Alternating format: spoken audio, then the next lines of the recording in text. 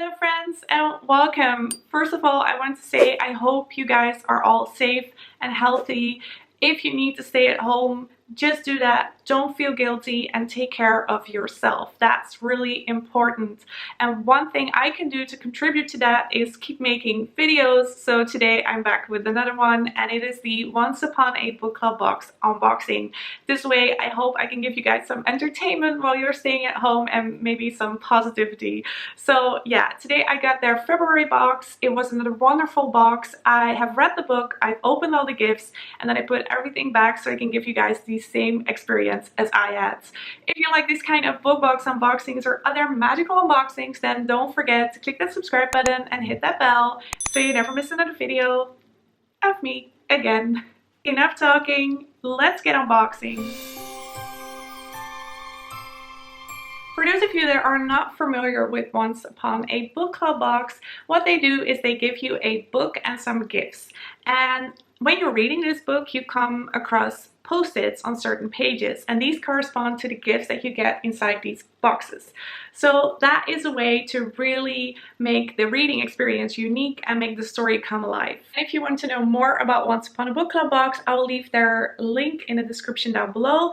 And also, if you want to get 10% off your first purchase, just use my coupon code LeandaBooks10. First, let's take a little peek inside the box. So this is how that looks, and this is the book that came with it. So we have Remembrance by Rita Woods.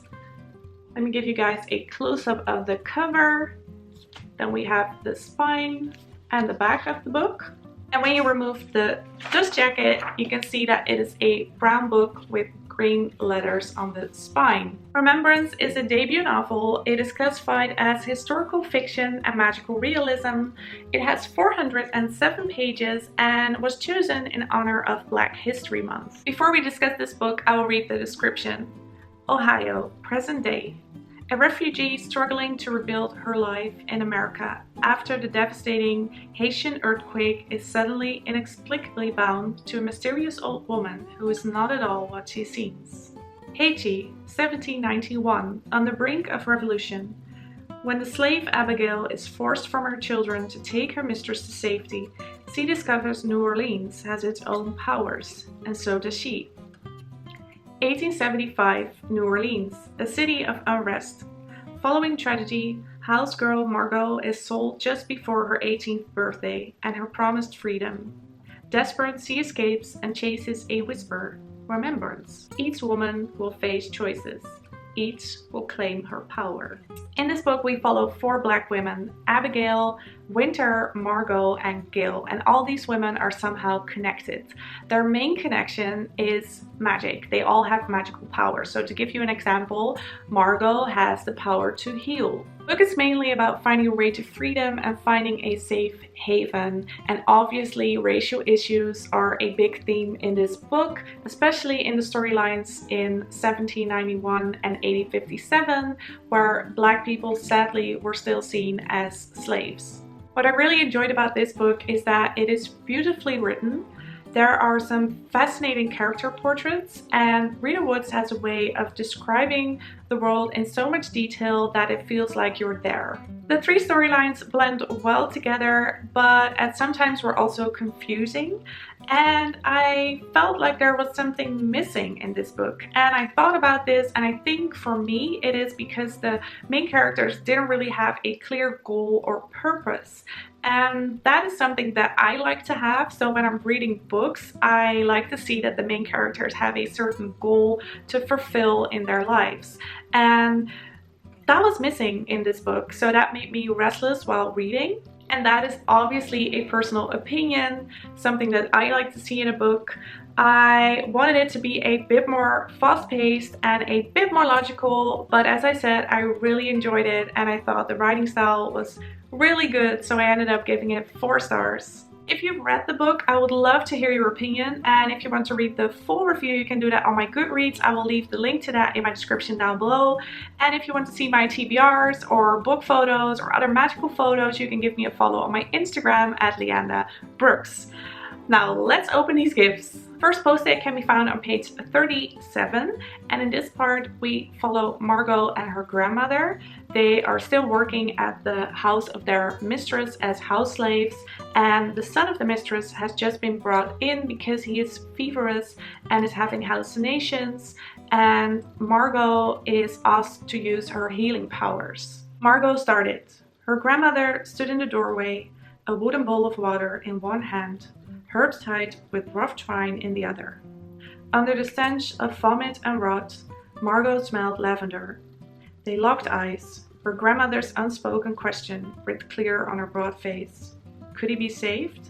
The corresponding gift comes in this box with a beautiful pattern on there. And when you open the box, and I thought this was a very original gift, you get a pestle and mortar. So you have the exact same that was used in the story, and there's even lavender in there. And on the little note it says grandmother's wooden bowl and lavender.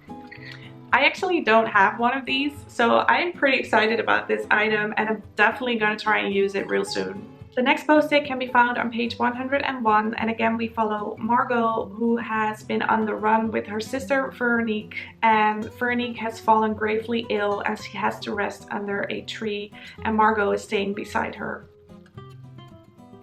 The hair stood up on her arms and she bent to touch her sister's face, but Veronique was gone. She was completely alone. Margot found a hollowed log.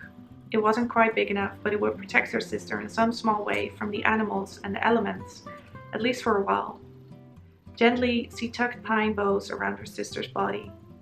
Veronique had always liked the smell of fresh pine. Then, bending, she swapped the lockets Grandma had given them, hers for Veronique's.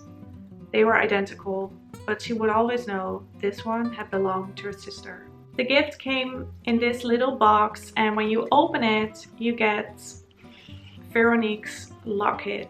And this locket was gifted to them by their grandmother, and inside is a little piece of grandmother's hair. Let me try to give you guys a close-up. There you go. You can see the beautifully engraved locket, and on the inside you can actually see that there's a little piece of hair. Okay, the next gift can be found on page 110, and this time we follow Abigail, who is our main character in 1791. And at this point, Abigail had to flee New Orleans with her mistress, and she has been through a lot. Abigail has lost her husband and her children, and her husband was called Hercule. She jumped back, barely avoiding being run down by the wagon. She studied the crowds. Everyone was busily going about their tasks. No one seemed to notice her, and yet someone was watching her. She could feel it. She rooted around in her pocket until her fingers brushed against the small wooden disc she'd taken from Hercule's shop, all she had left of him. The corresponding gift is in this paperback, and inside is a wooden disc with a piece of string and a little card which says, "Craft Nights, join us on the 25th. You can engrave your own wooden disc." So I am really excited for this. I am so curious to see how they are going to organize this, and I think it is a really cute idea to craft something that came in your box. The last post-it can be found on page 275, and again we follow Margot, who is in Remembrance, and she is sitting down with David Henry, one of the other residents there. He was gone and back before Margot could open her mouth to protest. He placed the cup in her hand, then propped himself on the opposite end of the log. Margot inhaled the steam from the cup. She took a sip and sighed. The sweetness worked its way into her head, clearing her thoughts. David Henry chuckled. "Apple tea, good, ain't it?" he said. "One of Remembrance specialties." And the corresponding gift is in this little sack, and I noticed that it says page 245, but that is a printing mistake because it is definitely page 275. And when you open this, you get a beautiful tea strainer. So this is again a lovely gift and something you can use, really practical, and I love the color. And what's also really awesome is that they added a warm apple tea recipe. So now we can make our own Remembrance apple tea. And per usual, we also got a card with a quote from Remembrance. And this one says, "The world will tell you secrets, but you must be still and ready to hear." And they almost always add these book club perks, and in here you can find coupon codes or other little gifts, and this time they've added a tea. So that is really fun. You can use this right away with your new tea strainer.